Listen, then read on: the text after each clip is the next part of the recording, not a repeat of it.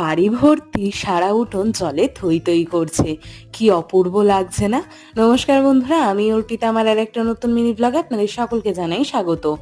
ড্রেনে জলটা যেতে পারছিল না, কারণ আমাদের পাইপ লাইনে পাথর আটকে ছিল। তারপরে সেটা বাবা পরিষ্কার করে দেওয়ায় জলগুলো চলে যায়। আর এই যে যখন জলটা জমেছিল, তখন আমি আর থাকতে না পেরে এক্সাইটেড চোটে একটুখানি লাফিয়ে নিয়েছি। মাথাতেই ছিল না যে আমার পায়ে একটা চোট আছে। আর তারপরে যে এখানে ফ্রেশ হয়ে নিই।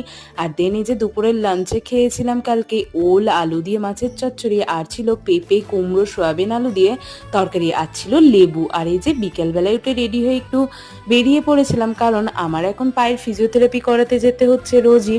আর এই যে তারপর বাড়ি থেকে বেরিয়ে গেছি, আর ওই যে মা যাচ্ছে হেঁটে হেঁটে টোটোর দিকে, কারণ টোটোও চলে এসেছিল।